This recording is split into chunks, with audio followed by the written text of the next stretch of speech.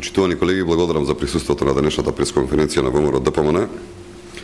Социјалдемократскиот сојуз молчи и бега од фактот што директен сведок, учесник во криминалот со шверцот на нафта, Љубомир Магаш призна дека со Бранко Црвенковски и со Љубомир Фрчковски се договарале за одвивање на овој шверц.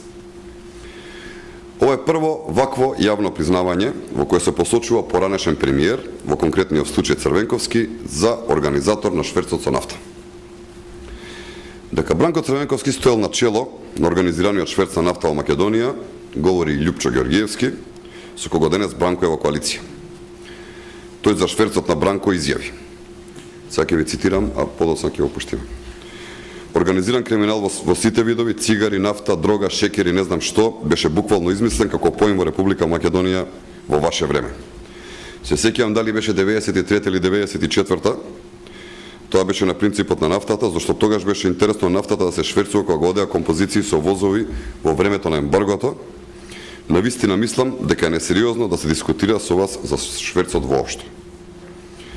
Значи, дури Љупчо смета дека Црвенковски шверцувал нафта. И Љупчо и Бранко, кои се лицата и опачината на неиста паричка, ќе мора да одговорат. Дали Љупчо уште смета дека Бранко шверцувал нафта во 90-тите? Зошто на Љупчо не му смета што сега седи рамо до рамо со истиот Бранко, за кого велеше дека е шверцер на нафта, или пак овие двајца имаат заеднички профит од криминалот што го правеле?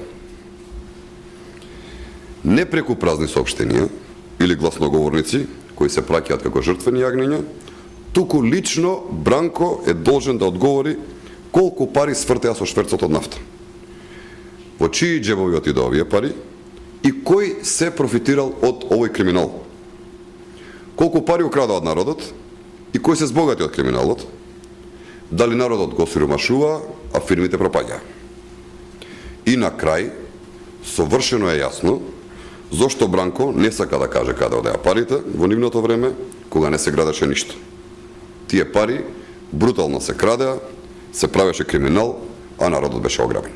Организиран криминал во сите видови, цигари, нафта, дрога, шекер, не знам што, беше буквално измислен како поим во Република Македонија во ваше време. Сеќам дали беше тоа 93 или 94 година, тоа беше нели на принципот на нафтата, затоа што тогаш беше интересно нафта да се шверцува. Кога одеа композиции со возови нели шверц во времето на ембаргото, едноставно не секам, навистина мислам дека е многу несериозно да се дискутира со вас за шверцот воопшто.